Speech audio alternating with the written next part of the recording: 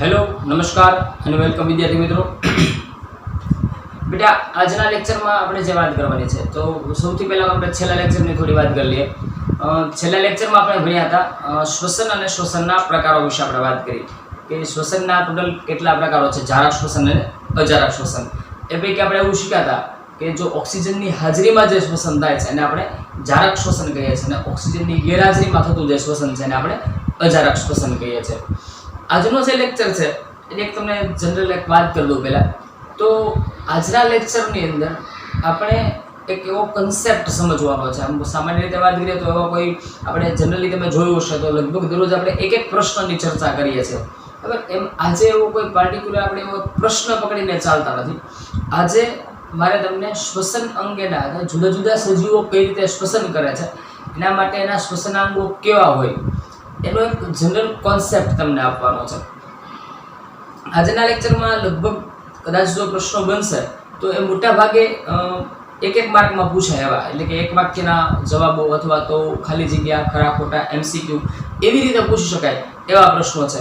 પણ લેક્ચર ખૂબ અગત્યનો છે કેમ કે આપણે આજે જે શ્વસનની જે બાબતો છે, શ્વસનને લગતી જે જરૂરિયાતો છે સજીવોની, એનો એક કન્સેપ્ટ પકડવાનો છે અને એના વિશે આજે આપણે ચર્ચા કરીશું।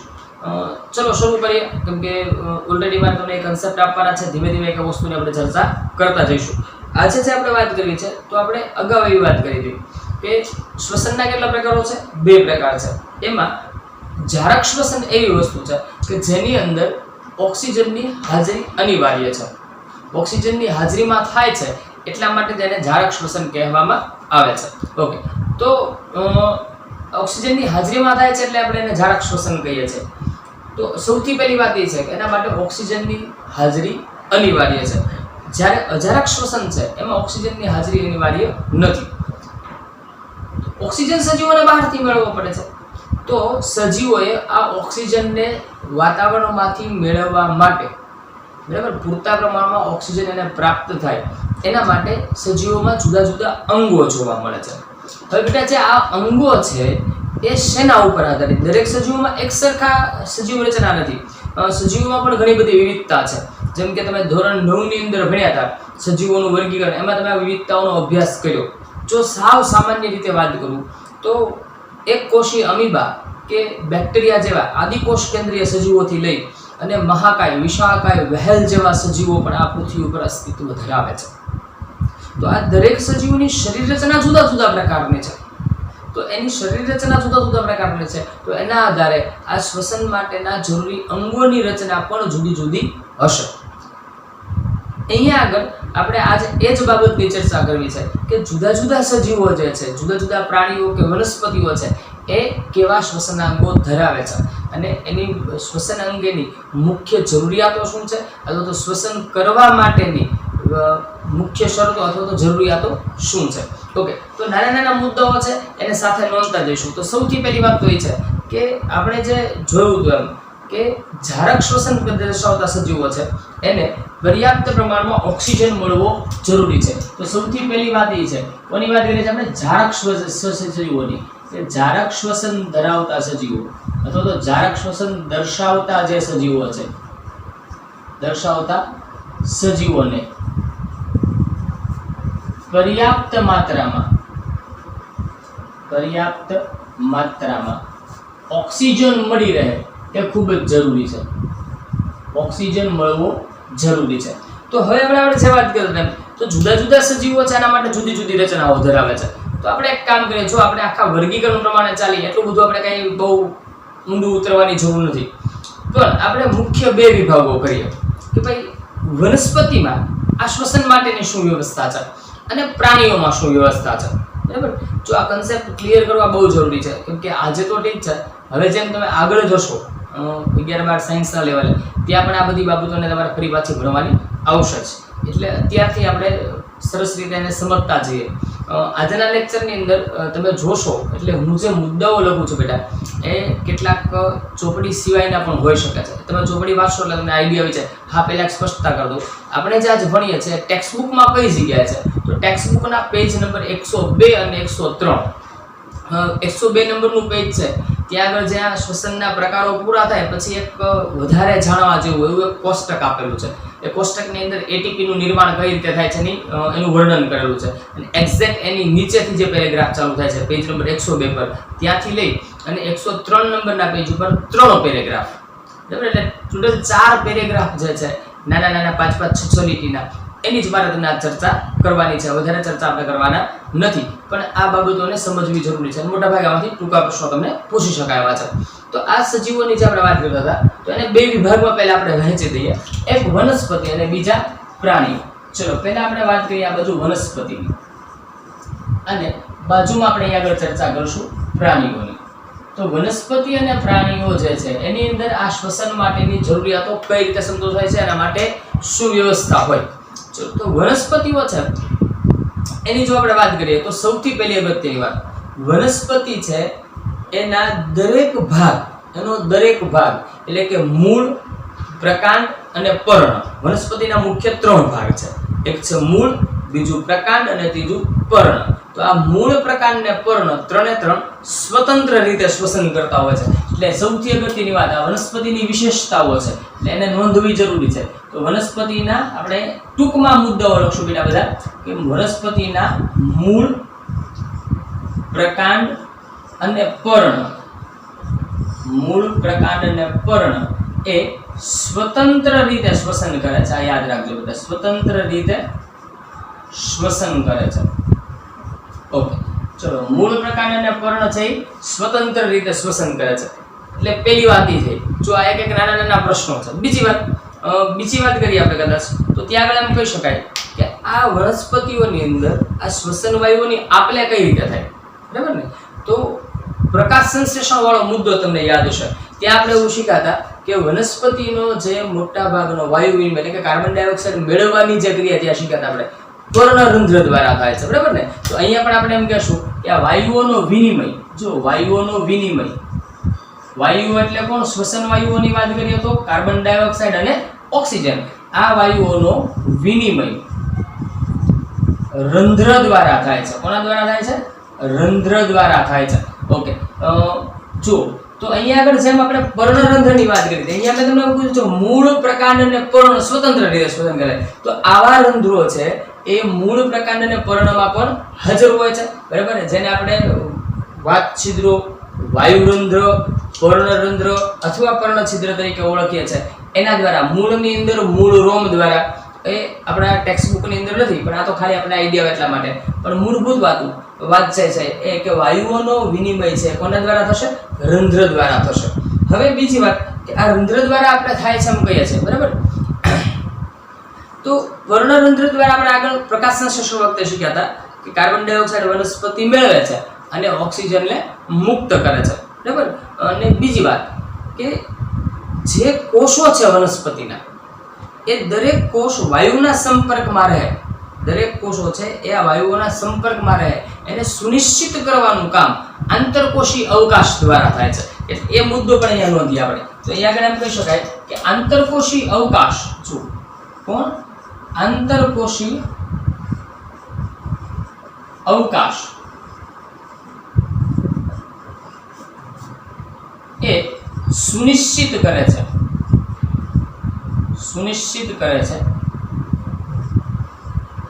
કે દરેક કોષ વાયુના સંપર્કમાં રહે. આ કામ કોનું છે? આંતરકોષીય અવકાશનું. એ સુનિશ્ચિત કરે છે જેથી કરીને દરેક કોષો છે વાયુના સંપર્કમાં રહી શકે. એની અંદર આ કાર્ય સરળતાથી એટલે કે વાયુના વિનિમયનું કામ સરળતાથી થઈ શકે. હવે આ વાયુઓનો જે વિનિમય છે એ થાય કઈ રીતે? તો કે એક સામાન્ય ઘટના તમે ધોરણ 9માં ભણ્યા હતા જ્યારે તમે કોષ વિશે ભણતા હતા 9માં, અને કોષરસ પટલ વિશે તમે જ્યારે ભણ્યા હતા ત્યારે એક મુદ્દો એવો હતો કે કોષરસ પટલ છે એ દ્રવ્યોના કોષની અંદર કે બહાર એનું જે આપલે થાય છે એનું નિયંત્રણ કોષરસ પટલ દ્વારા થાય છે. ત્યાં આપણે 2 ઘટનાઓની વાત બેટા કરેલી, એક પ્રસરણ અને બીજું આશ્રુતિ, બરાબર. તો યાદ કરો વાયુઓનો વિનિમય હંમેશા કોના દ્વારા થાય છે? પ્રસરણ દ્વારા. તો અહીંયા આગળ તો કાર્બન ડાયોક્સાઇડ અને ઓક્સિજનનો વિનિમય કરવાનો છે, તો બંને વાયુઓ છે તો આપણો એ જ કન્સેપ્ટ લાગુ પડે કે પ્રસરણની ક્રિયા છે તો વાયુઓના વિનિમયની ક્રિયા છે તો કોના દ્વારા થશે? પ્રસરણ દ્વારા થશે. તો આપણે એમ કહી શકીએ કે કાર્બન ડાયોક્સાઇડ અને ઓક્સિજનની આપ-લે, કાર્બન ડાયોક્સાઇડ અને ઓક્સિજનની આપ-લે કોના દ્વારા થાય છે? તો કે પ્રસરણ દ્વારા થાય છે અથવા તો પ્રસરણની ક્રિયા દ્વારા થાય છે. ઓકે, તો પ્રસરણ છે એના વિશે થોડીક માહિતી તાજી કરી લઈએ. પ્રસરણમાં આપણે શું શીખેલા કે પ્રસરણ જેનું થાય છે, જે વાયુઓનું પ્રસરણ થાય છે એ હંમેશા એના વધુ સંકેન્દ્રણથી ઓછા સંકેન્દ્રણ તરફ થાય. ઓલરેડી તમે 9માં ભણેલા છો. એટલે કે એનો અર્થ શું થયો કે પ્રસરણનો એક સાદો નિયમ છે, આપણે અહીંયા સમજીએ. પ્રસરણનો સાદો નિયમ શું કે એ હંમેશા વધુ સંકેન્દ્રણથી ઓછા સંકેન્દ્રણ તરફ થશે. વધુ સંકેન્દ્રણથી ઓછા સંકેન્દ્રણ તરફ એટલે શું એનો અર્થ સમજી લઈએ સાથે સાથે એક નાનકડા ઉદાહરણ દ્વારા. જુઓ, દાખલા તરીકે સમજો બેટા આ કોષ છે, બરાબર? તો કોષની અંદર સમજો કે કોષની અંદર ઓક્સિજનનું સંકેન્દ્રણ ઓછું છે. એના સંદર્ભે વાતાવરણમાં, અહીંયા મારું વાતાવરણ છે, વાતાવરણમાં ઓક્સિજનનું સંકેન્દ્રણ વધુ છે. એટલે કે વાતાવરણની સાપેક્ષે જ્યારે કોષની અંદર ઓક્સિજનનું સંકેન્દ્રણ ઓછું હોય, ક્યાં ઓછું છે? કોષમાં. વધુ ક્યાં છે? વાતાવરણમાં. તો વધુ સંકેન્દ્રણથી ઓછા સંકેન્દ્રણ તરફ ઓક્સિજનનું પ્રસરણ થાય. તો અહીંયા સંકેન્દ્રણ વાતાવરણમાં ઓક્સિજનનું વધુ હોય, કોષની અંદર ઓછું હોય, તો વાતાવરણમાંથી ઓક્સિજન કોષની અંદર પ્રવેશે. બરાબર? માની લો કે અહીંયા કાર્બન ડાયોક્સાઇડ જે છે એનું પ્રસરણ કોષમાં વધુ છે અને વાતાવરણમાં ઓછું છે. તો એ સમયે શું થશે? વધુ સંકેન્દ્રણ અહીંયા છે એટલે કાર્બન ડાયોક્સાઇડ કોષમાંથી વાતાવરણમાં પ્રસરણ પામશે. આ એક કન્સેપ્ટ આપણે 9માં આવેલો છે. એટલે મૂળ વસ્તુ આપણે એ છે, તમે 9માં ભણેલા છો, આ તો ખાલી અહીંયા તમને આપ્યું, મારે વાત જ એમ કરવાની હોય કે કાર્બન ડાયોક્સાઇડ અને ઓક્સિજનને આપણે પ્રસરણ દ્વારા થાય. પણ આ કન્સેપ્ટ યાદ રાખવો જરૂરી છે. હંમેશા આ જ વસ્તુ જ્યાં જ્યાં તમે ભણશો પ્રસરણ, ત્યાં આ જ નિયમ લાગુ પડશે કે પોતાના વધુ સંકેન્દ્રણથી પોતાના ઓછા સંકેન્દ્ર તરફ પ્રસરણની ક્રિયા થતી હોય છે. ઓકે, બીજી વાત અગત્યની કે જો પ્રસરણની ક્રિયા દ્વારા આ આપ-લે થાય છે. હવે જે આપણે વાત કરીએ તો જે પ્રસરણની દિશા છે વનસ્પતિની અંદર, આ વાયુઓના પ્રસરણની દિશા એ કોના આધારે નક્કી થાય? ચલો મુદ્દાઓ લખીએ ને પછી એને સાથે સાથે સમજીએ. તો વાયુઓના પ્રસરણની દિશા બે બાબતો પર આધારિત છે. બે બાબતો પર. એમાં નંબર 1, સૌથી પહેલા પર્યાવરણની પરિસ્થિતિ. જો પર્યાવરણની પરિસ્થિતિ એટલે શું પહેલા લખી લઈએ. પર્યાવરણની પરિસ્થિતિ એટલે કે સજીવ કયા પર્યાવરણમાં છે એના આધારે. અને નંબર 2, વનસ્પતિની જરૂરિયાત. આ બે બાબતોના આધારે પ્રસરણની દિશા નક્કી થશે. હવે એક સમજીએ. પર્યાવરણની પરિસ્થિતિ એટલે કે વનસ્પતિ કયા પર્યાવરણમાં છે એના આધારે, અને વનસ્પતિની જરૂરિયાત કયા પ્રકારની છે. જો માની લો કે વનસ્પતિના કોષમાં મેં તમને કીધું એમ કે ઓક્સિજનનું સંકેન્દ્રણ ઘટી જાય, બરાબર? ઓક્સિજનનું સંકેન્દ્રણ ઘટે તો શું થશે? ઓટોમેટિક વાતાવરણમાંથી ઓક્સિજન કોષમાં દાખલ થશે જ. માનો કે અહીંયા કાર્બન ડાયોક્સાઇડનું સંકેન્દ્રણ વધી ગયું છે તો આ કાર્બન ડાયોક્સાઇડ બહારની બાજુએ પ્રસરણ પામશે જ, બરાબર ને? આપણે જે ઉદાહરણ લીધા તેની જ વાત કરીએ તો વનસ્પતિની જે જરૂરિયાત છે એના અનુસાર અને પર્યાવરણની પરિસ્થિતિના આધારે પ્રસરણની દિશા નક્કી થતી હોય છે. હવે આ આખી પ્રક્રિયા થાય છે કઈ રીતે, બરાબર? એને સમજીએ થોડું. તો અહીંયા આગળ આપણે સામાન્ય રીતે એવું માનતા હોઈએ છીએ કે વનસ્પતિ છે કાર્બન ડાયોક્સાઇડ મેળવે છે અને ઓક્સિજન આપણને આપે છે, પણ વાસ્તવમાં બેટા એવું નથી. આપણે થોડું એને સમજવાનો પ્રયત્ન કરીએ. વનસ્પતિ છે એ વાયુઓનો વિનિમય બે રીતે કરે છે. હવે આને હું ભૂસી નાખું છું, પ્રસરણ વાળો મુદ્દો રહેવા દઉં છું, કદાચ તમે કન્સેપ્ટ લખો હોય તો કામ આવશે. હવે વનસ્પતિની અંદર વાયુઓનો વિનિમય જે છે એ બે રીતે થાય છે, બે હેતુઓ માટે થાય છે. તો વનસ્પતિ શેના માટે વાયુઓ જરૂરી છે? એક તો પ્રકાશ સંશ્લેષણ માટે. આપણે અગાઉ શીખ્યા હતા કે પ્રકાશ સંશ્લેષણની જે ક્રિયા છે એના માટે વનસ્પતિને કાર્બન ડાયોક્સાઇડની જરૂરિયાત છે, બરાબર. અને બીજું શ્વસન માટે, બરાબર. તો આની અંદર શું થાય છે, તો જો પ્રકાશ સંશ્લેષણ માટે વનસ્પતિ છે એ એક વાયુને, જો કાર્બન ડાયોક્સાઇડ છે એ વનસ્પતિની અંદર પ્રસરણ પામશે, જ્યારે ઓક્સિજન છે એ બાય પ્રોડક્ટ તરીકે ઉદ્ભવે છે, એટલે બહાર કોણ પ્રસરણ પામશે, ઓક્સિજન પ્રસરણ પામશે. પ્રકાશ સંશ્લેષણ માટે એને કાર્બન ડાયોક્સાઇડની જરૂરિયાત છે, અને એની બાય પ્રોડક્ટ કોણ બને છે, સાથે સાથે ગ્લુકોઝ બને છે, અને સાથે સાથે બાય પ્રોડક્ટ તરીકે ઓક્સિજન પણ બનતો હોય છે. ઓક્સિજન બહાર પ્રસરણ પામશે. ઓકે. નંબર 2, શ્વસનની વાત કરીએ તો શ્વસન માટે તો વનસ્પતિને પણ ઓક્સિજનની જ જરૂર છે, એટલે ઓક્સિજનને અંદર ગ્રહણ કરશે અને ઉત્પન્ન કોણ થશે, કાર્બન ડાયોક્સાઇડ. તો કાર્બન ડાયોક્સાઇડ બહાર પ્રસરણ પામશે. યાદ રાખજો ખાસ કે વનસ્પતિને પણ શ્વસન માટે તો ઓક્સિજનની જ જરૂર પડે છે, ખાસ યાદ રાખવાનું છે. તો હવે આપણે સમજીએ એક વનસ્પતિ કોષના ઉદાહરણ દ્વારા કે ખરેખર શું ઘટનાઓ બનતી હોય છે. દાખલા તરીકે આપણે માનો કે આ એક વનસ્પતિનો કોષ છે, ચલો આ વનસ્પતિ કોષ છે, બરાબર. સમજો, મસ્ત મજાનો કન્સેપ્ટ છે, યાદ રહી જાય એવો સમજી લેશો તો આમાં કાંઈ અઘરું છે નહીં, યાદ રાખવા જેવું છે નહીં. લેક્ચર પૂરો થાય ને બધા પ્રશ્નો તૈયાર થઈ જાય, એટલું સરસ છે. માનો આ એનું કોષ કેન્દ્ર છે. રેડી? ચલો હવે તો વનસ્પતિની અંદર આ જે ક્રિયાઓ થતી હોય છે એ દિવસ અને રાત્રિ દરમિયાન થોડી અલગ પ્રકારની છે. પહેલા દિવસ દરમિયાન શું પ્રક્રિયા થાય છે એને આપણે સમજીએ. તો ચલો એક સમજીએ કે 2 અંગિકાઓ આપણે લઈ લઈએ.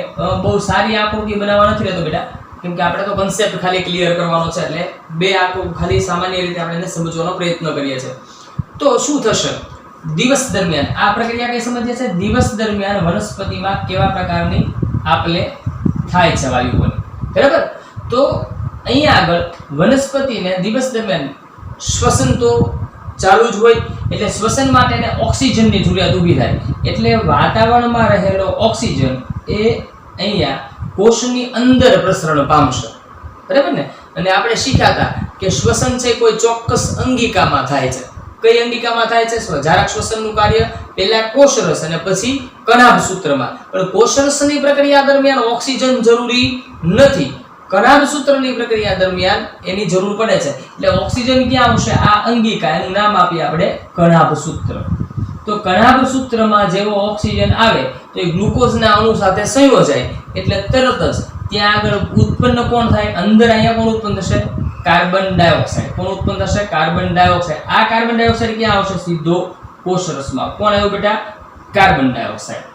હવે સમજો, તો દિવસ દરમિયાન વનસ્પતિ સૂર્યપ્રકાશની હાજરીમાં પોતાના માટે કાર્બોદિત પદાર્થનું એટલે કે ગ્લુકોઝનું ફોર્મેશન નિર્માણ કરતી હોય, પ્રકાશ સંશ્લેષણની પ્રક્રિયા થતી હોય છે. એના માટે જરૂર કોની? કાર્બન ડાયોક્સાઇડની. તો પહેલા પોતાની પાસે છે એનો ઉપયોગ કરશે કે બહારથી મેળવશે? જ્યાં સુધી આપણે આગળ સ્ટોક હોય કોઈ વસ્તુનો, છતાં આપણે કે વેચાતી વસ્તુ થોડી લેવાના છે, બરાબર ને. પહેલા આપણી છે એને વાપરશું, બરાબર. તો આપણી પાસે ઓલરેડી સ્ટોકમાં છે કાર્બન ડાયોક્સાઇડ છે, એનો આપણે ઉપયોગ પહેલા કરશું ને. તો જે કાર્બન ડાયોક્સાઇડ ઉત્પન્ન થયો એ કાર્બન ડાયોક્સાઇડ અહીંયાથી, જો આ કાર્બન ડાયોક્સાઇડ અહીંયાથી એ ક્યાં સીધો પ્રવેશ કરશે? આ અંગિકામાં, કે જ્યાં પ્રકાશ સંશ્લેષણ થાય. કઈ અંગિકામાં પ્રકાશ સંશ્લેષણ થાય? બરોબર, યાદ છે, ક્લોરોપ્લાસ્ટ એટલે કે હરિતકણની અંદર. તો આ હરિતકણ, બરાબર, એની અંદર એ કાર્બન ડાયોક્સાઇડ અંદર પ્રસરણ પામશે. ઓકે. તો હવે જુઓ, જેવો કાર્બન ડાયોક્સાઇડ અંદર આવશે તો કાર્બન ડાયોક્સાઇડ અંદર આવશે એટલે ત્યારે આ ઘટના દરમિયાન એટલે કે પ્રકાશ સંશ્લેષણની પ્રક્રિયા દરમિયાન અહીંયા કઈ પ્રક્રિયા થાય છે? ત્યારે પ્રકાશ સંશ્લેષણની. તો પ્રકાશ સંશ્લેષણની પ્રક્રિયા દરમિયાન અહીંયાથી બાય પ્રોડક્ટ તરીકે કોણ ઉત્પન્ન થાય છે? ઓક્સિજન ઉત્પન્ન થાય છે. તો આ ઓક્સિજન છે વાતાવરણમાં મુક્ત થશે. ક્લિયર થાય છે? વાતાવરણમાં મુક્ત થશે. ઓકે. તો હવે અહીંયા આગળ જુઓ, તો દિવસ દરમિયાન ઘટના શું બની? વનસ્પતિમાંથી બહાર મુક્ત થતો વાયુ કયો છે બેટા? ઓક્સિજન છે. તો આપણને એમ થાય કે આ ઓક્સિજન પાછો કણાભ સૂત્ર વાપરી ના લે? હા, બહુ અગત્યની વસ્તુ છે, એ વિચાર આવવો જોઈએ. એ ઓક્સિજનનો ઉપયોગ કરશે જ, પરંતુ વનસ્પતિના દરેક અંગો, આપણે બેટા વાત કરી તેમ કે મૂળ પ્રકાંડ અને પર્ણ, જો આપણે અહીંયા એટલે જ લીધું છે કે મૂળ પ્રકાંડ અને પર્ણ સ્વતંત્ર રીતે શ્વસન કરે છે. અને આવા ઘણા બધા હરિતકણ આવેલા હોય છે એક પર્ણની અંદર, બરાબર, એના કારણે જ એની અંદર રહેલું હરિત દ્રવ્ય એટલે કે ક્લોરોપ્લાસ્ટમાં રહેલા ક્લોરોફિલને લીધે જે વનસ્પતિનો લીલો રંગ હોય છે તે પુષ્કળ પ્રમાણમાં છે, તો એ દરેક હરિતકણની અંદર ઓક્સિજન ઉત્પન્ન થતો હોય છે અને પર્ણના કોષો પૂરતું જ એને શ્વસન કરવાનું હોય છે, એટલે શ્વસન વાયુમાંથી જે બાકી રહેતો ઓક્સિજન વધારાનો છે એ વાતાવરણમાં મુક્ત થશે. ઓકે, ચલો આટલું ક્લિયર હશે. એટલે ટૂંકમાં દિવસ દરમિયાન જો વાત કરીએ તો વનસ્પતિની બહાર કયો વાયુ આવશે? ઓક્સિજન. ઓકે, તો આપણે એવું કહી શકીએ કે વનસ્પતિની અંદર જે આ ક્રિયાઓ છે એ બે રીતે થાય. એક દિવસ દરમિયાનની પ્રક્રિયા છે. તો દિવસ દરમિયાન શું થાય છે? આપણે લખી શકીએ દિવસ દરમિયાન પ્રકાશ સંશ્લેષણ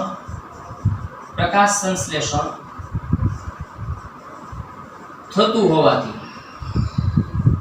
હોવાથી શ્વસન દરમિયાન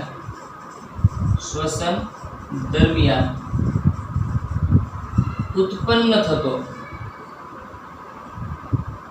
થતો કાર્બન ડાયોક્સાઇડ પ્રકાશ સંશ્લેષણમાં વપરાઈ જાય છે. પ્રકાશ સંશ્લેષણ ટૂંકું લખું છું માં વપરાઈ જાય છે.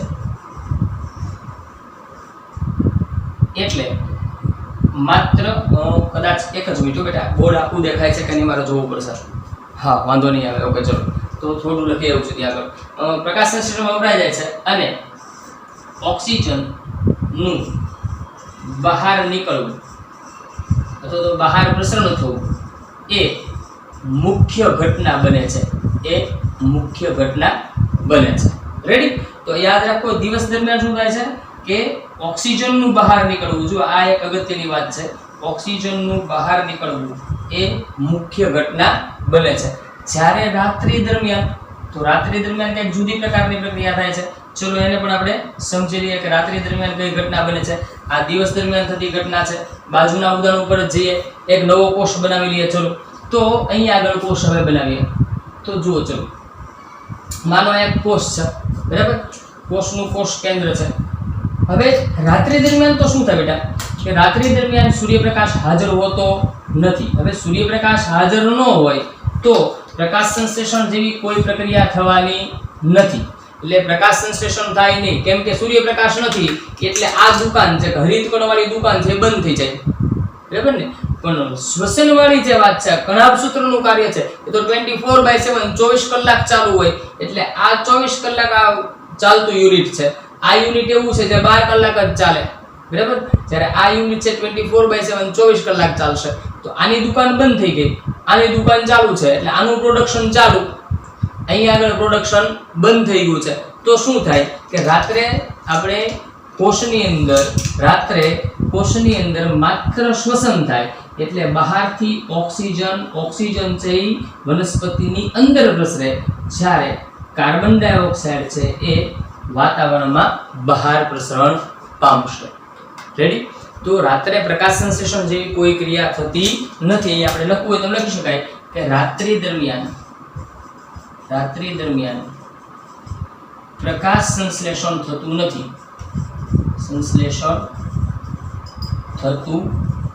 નથી,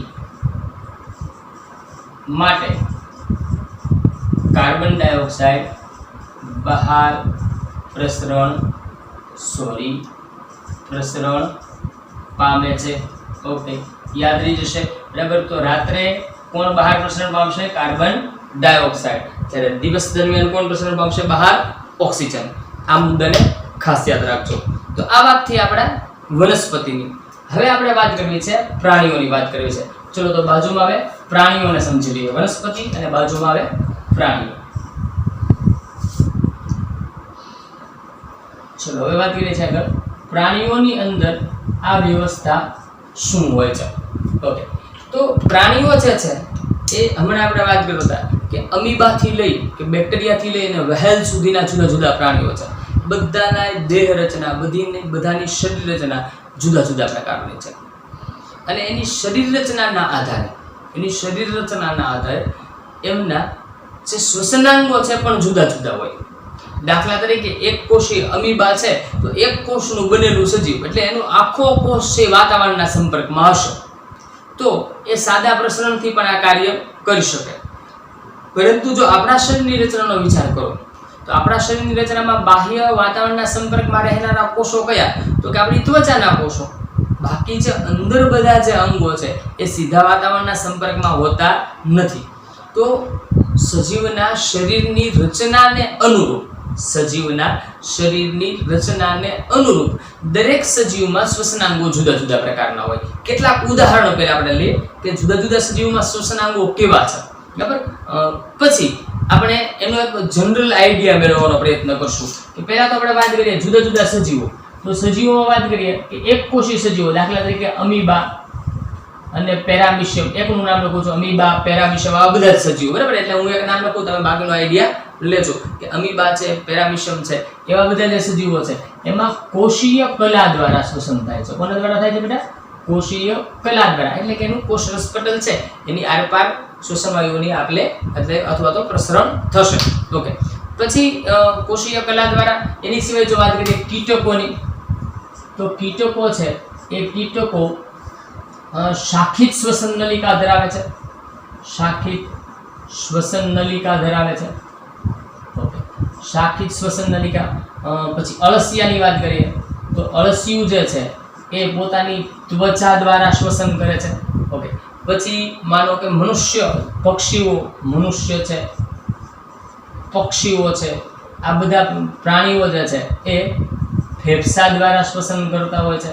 જો દરેકમાં જુદા જુદા પ્રકારના શ્વસનાંગો આપણને જોવા મળે છે. તો અળસિયું આપણે જેમ વાત કરીએ એમ, તો મહત્વની વસ્તુ અહીંયાથી શું છે, આપણે જે આનું હાર્દ પકડવું છે એની વાત કરીએ તો આ બધામાં આપણને જોવા મળે છે કે શ્વસનાંગો જુદા જુદા છે. એનું કારણ શું? તો એ કારણ માત્ર ને માત્ર જે તે સજીવનું પર્યાવરણ, જે તે સજીવની શરીરની રચના એના ઉપર આધારિત હોય છે. હા, એક સરસ મજાનું બાકી રહી ગયું, યાદ કરીએ કેમ કે મારે એના ઉપર તમને કન્સેપ્ટ સમજાવવો છે. માછલી એ ઝાલર દ્વારા શ્વસન કરતી હોય છે. આપણે આને તો ખાસ વાત કરવાની છે, એને જ ભૂલી ગયો તો હું. ઓકે. તો આ બધા જે સજીવો છે એની શરીર રચના છે, એની દેહ રચના જે છે, અથવા તો એ કયા વાતાવરણમાં વસવાટ કરે છે એના આધારે બધા અંગોની રચના થયેલી હોય. પણ આ જે શ્વસન જેના દ્વારા થાય છે એ અંગો છે એની કેટલીક મૂળભૂત લાક્ષણિકતાઓ એવી છે એ બધા સજીવોમાં એક સરખી જ હોય. મૂળભૂત લાક્ષણિકતાઓ એ બધા સજીવોમાં એક સરખી હોય. હા, પછી એ એના શરીર રચના પ્રમાણે એની ગોઠવણી કંઈક જુદા જુદા પ્રકારની હશે. તો સૌથી પહેલા તો શું છે કે આપણે એની લાક્ષણિકતાઓ સમજીએ કે સજીવ શરીર છે અથવા તો સજીવો જે જુદા જુદા શ્વસન કરે છે એ શ્વસન જે અંગો દ્વારા થાય છે એ અંગોનું જે નિર્માણ થાય છે એની સૌથી મોટી લાક્ષણિકતાઓ કઈ કઈ છે? તો એ લાક્ષણિકતાઓની જો વાત કરીએ તો સૌથી પહેલા તો એની સપાટીનું ક્ષેત્રફળ. સપાટીનું ક્ષેત્રફળ આ શું એને સમજવું છે આપણે એક એક મુદ્દાને. સપાટીનું ક્ષેત્રફળ સમજો બેટા. માનો કે અમીબા છે, બરાબર. તો અમીબાનું જે એક કોષ છે તે કોષની જે ફરતી સપાટી છે એ દરેક સપાટીમાંથી પોતે શ્વસન કરી શકે છે. એક કોષનું સજીવ એની દરેક સપાટીના દરેક ફરતા ભાગેથી એ શ્વસન કરી શકે છે. હવે વિચારો કે આપણી વાત કરીએ, મનુષ્યની વાત, તો જલ્દી આઈડિયા આવશે. તો વિચારો કે આપણું શરીર લાખોની સંખ્યામાં કોષો ધરાવે છે. લાખોની સંખ્યામાં કોષો ધરાવે છે. અને તમે જાણો છો કે આપણા જે બાહ્ય બે નાસિકા છિદ્રો છે એના દ્વારા આપણે શ્વસન વાયુને ગ્રહણ કરતા હોઈએ છીએ. તો જે ઓક્સિજન યુક્ત હવા આપણા શરીરમાં દાખલ કરીએ છીએ એમાંથી મેક્સિમમ ઓક્સિજન જેનું શોષણ થઈ જાય અને આપણા શરીરમાં એમ પ્રાપ્ત થાય એવી વ્યવસ્થા હોવી જોઈએ. તો એના માટે જેમ સપાટીનું ક્ષેત્રફળ વધારે હશે, જેમ વાયુઓ આ ઓક્સિજન યુક્ત હવા છે એ જેમ વધુ રુધિરના સંપર્કમાં આવશે એમ વધુ પ્રમાણમાં એમાંથી ઓક્સિજનને એબ્ઝોર્બ કરી શકાશે, વધુ પ્રમાણમાં શોષણ કરી શકાશે. એટલે જેમ સપાટીનું ક્ષેત્રફળ વધુ એમ વધારે પ્રમાણમાં ઓક્સિજનનું શોષણ થઈ શકે. તો એના માટે સૌથી પહેલા તો સપાટીનું ક્ષેત્રફળ જે છે એ ખૂબ વધારે હોવું જરૂરી છે. બીજી વાત કે હવે આ સપાટી કેવી હોવી જોઈએ? તો એવી, દાખલા તરીકે માનો કે અહીંયાથી ઓક્સિજન આવે છે અને અહીંયા સુધી પહોંચ્યો, આ સપાટી અહીંયા પૂરી થાય છે. સમજો, આ શ્વસન સપાટી પૂરી થાય એની પછી અહીંયાથી આગળ બીજો ભાગ છે, બરાબર. એક સામાન્ય ઉદાહરણ તો માની લો કે આ સપાટી છે હાર્ડ હોય, ખૂબ જ ઘટ્ટ હોય, તો એની આરપાર ઓક્સિજન જઈ શકે નહીં જઈ શકે. તો એના માટે શું હોવું જોઈએ? સપાટી કેવી હોવી પડે? પહેલા તો નંબર 1 ખૂબ જ પાતળી હોવી જોઈએ, બરાબર ને? ખૂબ જ પાતળી અને નાજુક હોવી જોઈએ, તો જ એની આરપાર વાયુઓનું પ્રસરણ થઈ શકશે, આપલે થઈ શકે. એટલે બીજી એક મહત્વની શરત શું છે કે આ જે શ્વસન સપાટી છે, આપણે જેની વાત કરીએ છીએ, એ શ્વસન સપાટી કેવી હોવી જોઈએ? પાતળી અને નાજુક હોવી જોઈએ. પાતળી અને નાજુક હોવી જરૂરી છે, જેના કારણે એની આરપાર ઓક્સિજન અને કાર્બન ડાયોક્સાઇડ એટલે કે આપણા શ્વસન વાયુઓની આપલે થઈ શકે. ઓકે, બીજી વાત, તો હવે આ સપાટી કેવી છે? પાતળી છે અને નાજુક છે. તો શક્ય છે કે વાતાવરણના કારણે, ગરમીના કારણે કે પછી વાતાવરણીય પરિબળોના કારણે, નાજુક સપાટી હોવાના કારણે એને નુકસાન થવાની સંપૂર્ણ શક્યતાઓ છે. એનું નુકસાન થઈ શકે કેમ કે એટલી બધી પાતળી છે કે એની આરપાર હવા જઈ શકે છે, એની આરપાર ઓક્સિજન કે કાર્બન ડાયોક્સાઇડની આપલે થઈ શકે છે. એટલી બધી પાતળી છે તો શક્ય છે કે એને આ પર્યાવરણીય પરિબળોને કારણે નુકસાન થાય, તો એને યોગ્ય રીતે રક્ષણ પામેલી પણ હોવી જોઈએ, બરાબર? તો રક્ષણ ક્યારે થાય એનું? જો શરીરની અંદર આવેલી હોય તો આપણે એમ કહી શકાય કે રક્ષણ માટે એ શરીરની અંદર ગોઠવાયેલી હોય. શરીરની અંદર આપણું જ ઉદાહરણ બેટા આપણે લઈએ આની અંદર. દાખલા તરીકે આપણું શ્વસનાંગ બેટા ફેફસા છે. જો ફેફસા છે એની અંદર આવેલા છે વાયુ કોષો છે. આગળ આપણે શ્વસન તંત્રમાં એની ચર્ચા કરવાના છે, આ તો ખાલી નામ આપું છું તમને. એની અંદર આવેલા છે વાયુ કોષો છે, એ આવી પાતળી અને નાજુક સપાટી ધરાવે છે. હવે જુઓ, એની સપાટી એટલી બધી પાતળી અને નાજુક છે એટલે શું ગોઠવણી કરી છે કે વાયુ કોષો છે એની ફરતે ફેફસા છે. આ ફેફસાની ફરતે ફેફસા છે એ દ્વિસ્તરીય આવરણ ધરાવે છે, અને ફેફસાને પાછા ફિટ કર્યા છે એની વચ્ચે પાસળીના પિંજરની વચ્ચે, એટલે આપણા પાસળીના પિંજરની વચ્ચે, બરાબર? તો એ દબાય નહીં, એની ઉપર વાતાવરણનું દબાણ ન લાગે, એને બીજે કોઈ ઈજાઓ ન થાય, તો એ શરીરની શરીરની અંદર રક્ષણ પામેલી હોવી જોઈએ, જેથી કરીને કોઈ પણ નાની મોટી દુર્ઘટના અથવા તો પર્યાવરણીય પરિબળોને કારણે એને નુકસાન થતું અટકાવી શકાય, બરાબર? બીજી વસ્તુ આપણે જે વાત કરીએ છીએ અત્યારે, તો એ મુખ્ય શું બાબતો છે? આ બધી જે બાબતો એ શ્વસનાંગો છે આપણા છે શરીરના, શ્વસનાંગો કોઈ પણ શરીર હોય એના જે શ્વસનાંગો છે એની મૂળભૂત લાક્ષણિકતાઓની ચર્ચા કરીએ. 1 મિનિટ હો બેટા, સહેજ થોડો પ્રોબ્લેમ છે, આવી જાવ 1 મિનિટ.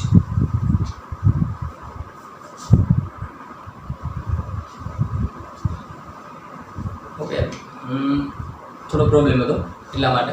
ચલો, હવે આપણે જે વાત કરતા ત્યાં આવી છે, તો આપણે એમ કીધું કે સપાટીનું ક્ષેત્રફળ પુષ્કળ પ્રમાણમાં હોવું જોઈએ. સપાટી પાતળી અને નાજુક હોય. હવે પાતળી અને નાજુક હોય તો એને રક્ષણ માટે ક્યાં ગોઠવવું પડે? શરીરની અંદર. હવે આ સપાટી શરીરની અંદર છે. હવે વિચારો, સપાટી ક્યાં છે? શરીરની અંદર. તો એ સપાટી છે ત્યાં સુધી શ્વસન વાયુઓ પાછા પહોંચવા જોઈએ ને, તો એના માટે હવાની અવરજવરનો એટલે કે વાયુની અવરજવરનો એક માર્ગ હોવો જોઈએ. તો સપાટી સુધી પહોંચવા માટે, બરાબર ને? એમ કહે ને, શરીરની અંદર જે સપાટી છે ત્યાં હવાને પહોંચવા માટે